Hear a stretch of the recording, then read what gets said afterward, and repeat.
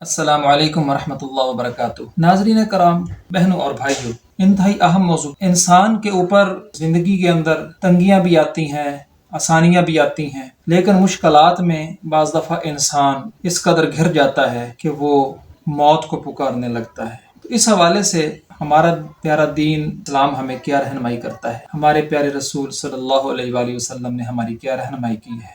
صحیح البخاری کتاب الدعوات میں ذکر ہے، رسول اللہ صلی اللہ علیہ وآلہ وسلم کے ایک پیارے صحابی حضرت خباب تھے، تو انہیں پیٹ میں کوئی زخم ہوا، اس کے بعد انہیں 7 مرتبہ آگ کے ساتھ داغا گیا تاکہ اس زخم کی اصلاح ہو سکے، لیکن وہ مندمل نہ ہو سکے۔ پھر وہ عرض کرنے لگے کہ اگر رسول اللہ صلی اللہ علیہ وآلہ وسلم نے موت کی دعا سے روکا نہ ہوتا تو میں ضرور اس کی طلب کرتا۔ صحیح البخاری کی کتاب المرضى میں حضرت انس رضی اللہ تعالی عنہ سے ایک روایت ہے کہ اگر انسان پہ مشکل پڑ جائے تو انسان کو پھر کرنا کیا چاہیے۔ ٹھیک ہے، رسول اللہ صلی اللہ علیہ وآلہ وسلم نے منع فرمایا ہے، تو اس حوالے سے بھی شریعت نے ہمیں تشنا نہیں چھوڑا، بلکہ رسول اللہ صلی اللہ علیہ وآلہ وسلم نے فرمایا لا یتمنین احدکم الموت لضر نازل بہ، کسی بھی آدمی پر جب کوئی تکلیف نازل ہوتی ہے تو اس کو موت کی تمنا نہیں کرنی چاہیے۔ اگر اسے تمنا ہی کرنی ہے پھر وہ قطعی طور پہ، یقینی طور پہ جو ہے موت کی طلب نہ کرے، بلکہ یوں کہے اللہم احیینی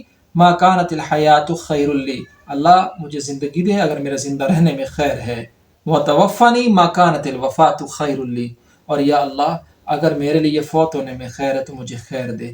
یعنی انسان یہ آپشن اپنے ہاتھ میں نہ لے، بلکہ اس آپشن کے ساتھ اللہ سے دعا کرے، تو قطعی اور یقینی طور پہ اللہ سے موت نہیں مانگنی چاہیے۔ جیسے ایک شعر ہے کہ دنیا سے گھبرا کے کہتے تھے کہ مر جائیں گے، مر کے بھی چین نہ پایا تو کدھر جائیں گے۔